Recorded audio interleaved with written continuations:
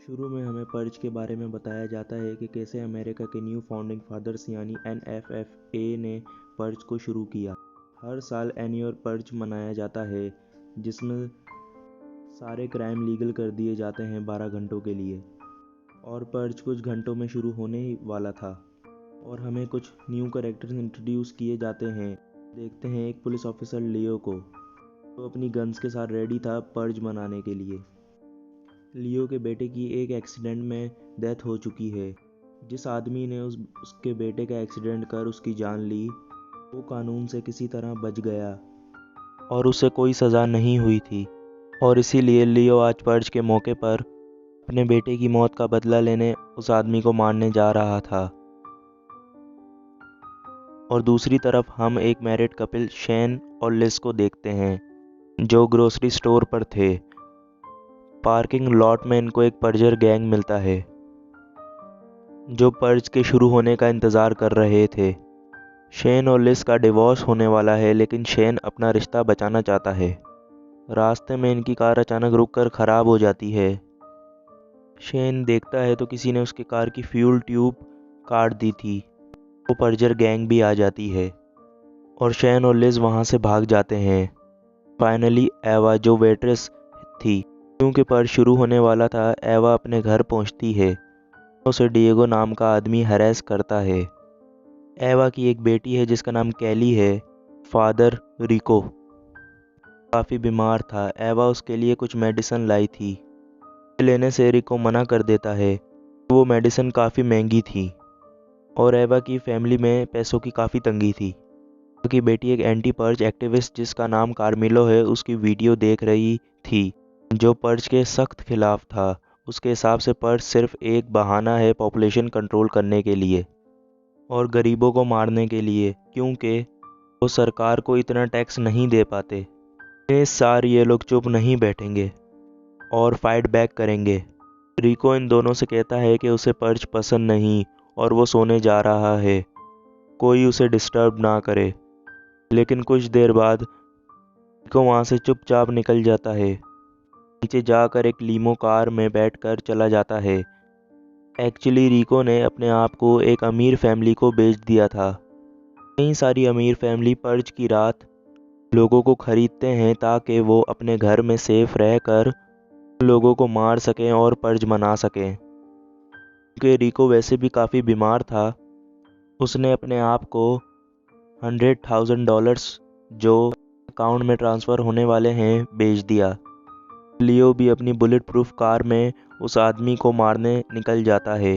7 बज जाते हैं और टीवी और रेडियो पर वही अनाउंसमेंट होती है कि एनुअल पर्ज शुरू हो चुका है।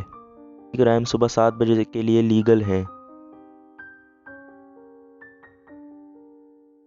एवा और केली को रिको का एक लेटर मिलता है। समझ जाते हैं कि रिको ने अपने आप को बेच दिया ताकि वो एक बेहतर लाइफ जी सकें। और तभी उनकी बिल्डिंग के पास एक ट्रक आके रुकता है, से कुछ आर्मी जैसे ऑफिसर निकलते हैं। एवा के घर में कोई गेट तोड़कर घुस जाता है। डिएगो था, जो पर्ज की आड़ में एवा को हैरेस करने आया था। वो सोल्जर डिएगो को शूट कर देते हैं और मार देते हैं। सोल्जर्स एवा और केली को भी ढूंढ लेते हैं, लेकिन वो उन्हें मारते नहीं, कर बेरहमी से नीचे ले जाते हैं। इन लोगों ने बिल्डिंग के सारे लोगों को मार दिया था और एवा और केली को उसी ट्रक के पास लाते हैं। और इसी टाइम लियो भी वहाँ से गुजर रहा होता है। वो एवा और केली को देखता है, उससे कहता है कि उसे किसी के मामले में नहीं पड़ना, लेकिन वो उन दोनों को चिल्लाता देख खुद को रोक नहीं पाता। कार से निकल के उन सोल्जर्स को मारने लगता है। लियो इनके बॉस, जिसका नाम बिग डैडी है, उसे भी शूट कर देता है। एवा और केली को बचा लेता है। इन सब के बीच में शेन और लिज उस पर्जर गैंग से बचते हुए इसी तरफ आ गए थे। लियो की कार का गेट खुला देखकर उसमें छुप जाते हैं। तो उन्हें देखकर उनसे कार से बाहर निकलने का बोलता है। बिग डैडी उड़ जाता है, जो मरा नहीं था। इन सबको कार में बिठाकर वहाँ से निकल जाता है। बिग डैडी उनकी कार पर मशीन गन से शूट करता है। कार बुलेट प्रूफ थी, इसलिए उनको कुछ नहीं होता। लियो एवा से पूछता है कि वो सोल्जर कौन थे और इन्हें कहाँ लेके जा रहे थे। एवा को उनके बारे में कुछ नहीं पता था। शेन और लिज भी बताते हैं कि वो मजबूरी में बाहर हैं, ना कि पर्ज करने के लिए। अब कैली लियो से पूछती है कि वो वेपन्स के साथ पर्ज की टाइम बाहर क्या कर रहा है, जिस पर लियो कोई जवाब नहीं देता। और कुछ देर बाद इंजन में बुलेट लगने की वजह से लियो की कार खराब हो जाती है। बाकी लोगों से कहता है कि वो लोग उसके साथ नहीं रह सकते और उसे पर्ज ख़त्म होने से पहले कहीं जाना है। तो एवा और शेन को एक एक गन देता है, जाने लगता है। इस पर एवा कहती है कि पास में उसकी एक फ्रेंड रहती है जिसके पास एक कार है, तुम हमें वहाँ सेफली पहुँचा दो तो तुम उसकी कार लेके जा सकते हो। और लियो इसके लिए मान जाता है और ये पांचों सिटी की गलियों में आगे बढ़ने लगते हैं। रास्ते में वही पर्जन गैंग दिखती है जो अपने ट्रक में किसी को पकड़ कर ले जा रही थी। में लियो कुछ पर्जर्स को जान से मार देता है। लियो से उसका नाम और कार लेकर वो कहाँ जाने वाला है पूछती है, लेकिन लियो इसका कोई जवाब नहीं देता। कुछ दूर पर इन्हें एक वैसा ही ट्रक दिखता है जैसा एवा की बिल्डिंग के पास था, लेकिन इसकी आर्मी को पहले ही किसी ने मार दिया था। लियो इस ट्रक को अंदर से चेक करता है। उसको पता चलता है कि इन लोगों को गवर्नमेंट्स यानी न्यू फाउंडिंग फादर्स ने हायर किया था। सिटी ट्रैफिक कैमरे को भी एक्सेस कर रहे थे। इतनी सारी बिल्डिंग का टारगेट दिया गया था और इस आर्मी का काम था कि टारगेट पर जाकर वहां सभी लोगों को मारना। कहती है कि इन आर्मी के लोगों को एंटी पर्ज गैंग यानी कैरमिलो ने मारा होगा। फिर ये लोग एक सबवे में चले जाते हैं। केली फिर से लियो से सवाल जवाब करती है। हमें इन दोनों के बीच एक रिलेशन डेवलप होता हुआ दिखता है। लियो अपनी बुलेट प्रूफ जैकेट कैली को पहना देता है। में एक पर्ज गैंग आ जाती है। लेस लोग वहां पर छुपे हुए थे, उन्हें मार देती है और लिज उन पर फायर करते हैं और उनकी बग्गी को ब्लास्ट कर देते हैं। लेकिन इन सब में एक गोली शेन के शोल्डर में लग जाती है। ये एवा की फ्रेंड तानिया के घर पर पहुंच जाते हैं। एक फैमिली पार्टी चल रही थी। लियो शेन को एक बैंडेज लगाता है। तानिया उनको ड्रिंक सर्व करती है। लियो एवा से कार का पूछता है, जिस पर कहती है कि कोई कार नहीं, उसने झूठ बोला था क्योंकि उन्हें यहाँ तक सेफली आना था। सुन लियो बहुत गुस्सा हो जाता है, से जाने लगता है। केली उसे रोकने की कोशिश करती है किसी को मारने से कुछ नहीं मिलेगा। तानिया की सिस्टर लॉरा उसे गोली मार देती है। का उसके हस्बैंड के साथ अफेयर था और अपने हस्बैंड को भी शूट करने लगती है। सबके बीच लियो और बाकी लोगों को यहाँ से भी भागना पड़ता है। बाहर एक ट्रक आकर रुकता है जिसमें बिग डैडी था। ट्रैफिक कैमरे के जरिए पीछा कर यहाँ पहुँचा था और उसे लियो से बदला लेना था, लेकिन ये लोग यहाँ से भी भाग जाते हैं। पर पर्जर गैंग इन्हें भी पकड़ लेती है। उनका लीडर इन्हें बताता है कि वो इन्हें मारेंगे नहीं क्योंकि उन्हें पैसे चाहिए। तो इन लोगों को एक जगह ले जाके कुछ लोगों को बेच देते हैं। इसके बाद इन सब लोगों को एक स्टेज पर लाया जाता है जिसके सामने सारे अमीर लोग बैठे थे और यहाँ इनकी नीलामी की जाती है। एक तरह का गेम खेला जा रहा था जहाँ खरीदे हुए लोगों को एक हंटिंग ग्राउंड में छोड़ दिया जाता है।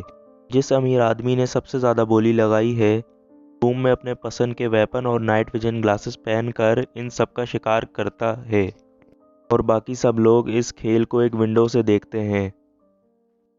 इस बार इनकी किस्मत खराब है क्योंकि शिकार में लियो शामिल है। लियो बाकी सबको एक जगह बैठने का बोलता है और उनमें से एक आदमी को मारकर उसका नाइट विजन ग्लास और गन ले लेता है। वो एक एक करके सब हंटर को मार देता है। अब ये देख कर बाकी अमीर लोगों का दिमाग खराब हो जाता है। उस रूम की लाइट ऑन कर काफ़ी सारे गार्ड को इन्हें मारने के लिए भेज दिया जाता है। अब इनके पास बुलेट भी नहीं थी। यहाँ से जिंदा बचने का कोई चांस नहीं था। शेन और लिज एक दूसरे को सॉरी बोलते हैं। तभी शेन को एक गार्ड शूट कर देता है, जिससे उसकी मौत हो जाती है। वहाँ एक और गैंग आ जाती है और कोई नहीं, वही स्ट्रेंजर आदमी था जिसे हमें पहले पार्ट में दिखाया गया था और इसका नाम डांटे है। तो ये कार्मिलो की एंटी पर्ज गैंग है जो इन अमीरों को मारने आई है। डांटे और कार्मिलो लियो को यहाँ से जाने का बोलते हैं। लेकिन लिज वहीं रुकती है क्योंकि उसे भी अब शैन की मौत का बदला लेना था। कार्मिलो की गैंग अपने काम पे लग जाती है। लियो, कैली और एवा एक कार में बैठे हैं। पर्च खत्म होने में कुछ ही टाइम बाकी है और लियो अभी भी अपने बेटे के कातिल को मारना चाहता है और वो एक घर के सामने गाड़ी रोकता है और उनको बताता है कि इस घर के ओनर ने शराब पीकर मेरे बेटे पर गाड़ी चढ़ा दी थी, उसी का बदला वो लेने आया है। ली उसे ऐसा करने से मना करती है, कहती है कि उसे मारने से उसका बेटा वापस नहीं आएगा। लियो इनकी कोई बात नहीं सुनता और उस घर में चला जाता है। ओनर को बेड से उठाकर उस पर बहुत चिल्लाता है। ओनर और उसकी बीवी लियो से माफ़ी मांग अपनी जान की भीख मांगते हैं। ये सीन यहीं कट हो जाता है। लियो को घर से बाहर आते देखते हैं, लेकिन तभी उस पर कोई शूट कर देता है। ये और कोई नहीं, बिग डैडी था। लियो से कहता है कि ज़्यादातर सिटीजन्स अपने घर में छुपे रहते हैं जिससे ज़्यादा किल नहीं होते। फाउंडिंग फादर्स ने हमें हायर किया ताकि वो लोअर क्लास लोगों को मार कर टारगेट पूरा कर सकें, जो कि पर्च का असली मकसद है। बिग डैडी को कोई हेडशॉट दे देता है